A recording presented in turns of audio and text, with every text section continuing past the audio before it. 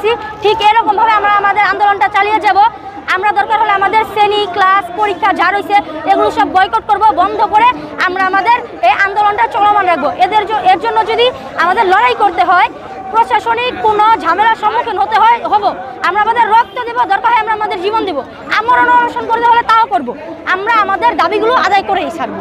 আপনারা জানেন আজকে কবি নজরুল সরকারি কলেজ 7 দফা দাবি আদায়ের জন্য মাঠে নেমেছে এবং এখানে কবি নজরুলের সাধারণ শিক্ষার্থী সহ প্রত্যেকটা ক্রিয়াশীল ছাত্র সংগঠনের নেতাকর্মীরা ঐক্যমত পোষণ করেছে।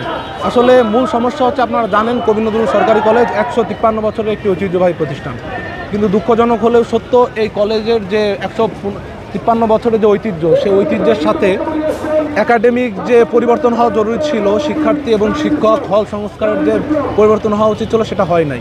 সবচেয়ে মূল সমস্যা হচ্ছে আপনার এই ক্যাম্পাসে একটা হল রয়েছে এবং সেই হলটি বসবাসের অনুপযোগী। 22,000 শিক্ষার্থীর একটা প্রতিষ্ঠানে একটি হল, সেটা জরাজীর্ণ হয়ে পড়ে আছে এবং একেবারে বসবাসের অনুপযোগী।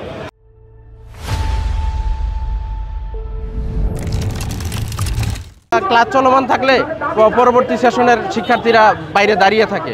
তো এই জন্য আমাদের এখানে শিক্ষক সংকট আছে। তারা আমাদের যেখানে যত পরিমাণ শিক্ষার্থী আছে ওই তুলনায় শিক্ষক খুবই কম। আমাদের ঠিকমতো ক্লাস আমরা করতে পারি না। আমাদের সাপ্তাহিক 4টে ক্লাসের মধ্যে 1টা ক্লাস হয়, ঠিকমতো ক্লাস নেয় না, বিভিন্ন ধরনের অনেক সমস্যা রয়েছে। তারপর আমাদের ক্যাম্পাসে খুবই ছোট, ক্যাম্পাসে আমাদের ভবন তৈরি করা উচিত যেন ছাত্ররা যথাযোগ্য শিক্ষা পায়।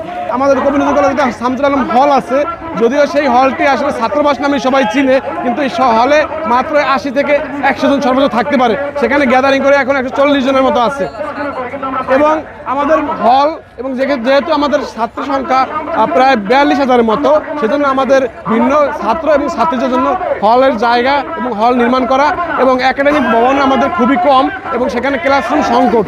তাই আমাদের যাতে ক্লাসরুমের নতুন করে ভবন নির্মাণ করা হয়, তার জন্য আমরা সেই 7টি দাবির ভিতরে অন্যতম একটি দাবি, তার ভিতরে শিক্ষক সংকট। আমাদের কিন্তু পর্যাপ্ত শিক্ষক নেই, যার জন্য আমাদের শিক্ষকের জন্য সেখানে সেই 7টি দাবির ভিতরে একটি অন্যতম দাবি আছে আমাদের যে আপনাদের ওয়াশরুমগুলো দেখলে আপনি চিন্তাই করতে পারবেন না যে ওয়াশরুম ব্যবহার করার মতো না। শিক্ষার্থীদের জন্য ওয়াশরুম খুবই কম এবং সেখানে ছাত্রীদের ওয়াশরুম নেই। তো এরকম 7টি দাবি নিয়ে, আমাদের যৌক্তিক 7টি দাবি নিয়ে আমরা রাজপথে আছি এবং আগামীতে থাকবো। যদি আমাদের এই ইন্টারিমেন্ট গভর্নমেন্ট যদি আমাদের দাবি পূরণ না করে, তাহলে আমরা আরও এখান থেকে বৃহত্তর আন্দোলনের ডাক দিব এবং সেখান থেকে যদি দাবি আদায় না করে আমরা রাজপথে আছি। আমরা ছিলাম, আমরা জুলাই আগস্টে আমরা কবি নজরুল সরকারি কলেজে 4 জন শহীদ হয়েছি এবং অনেকে আহত হয়েছি। সেখানে আমি একজন আহত গুলিবিদ্ধ যোদ্ধা ছিলাম।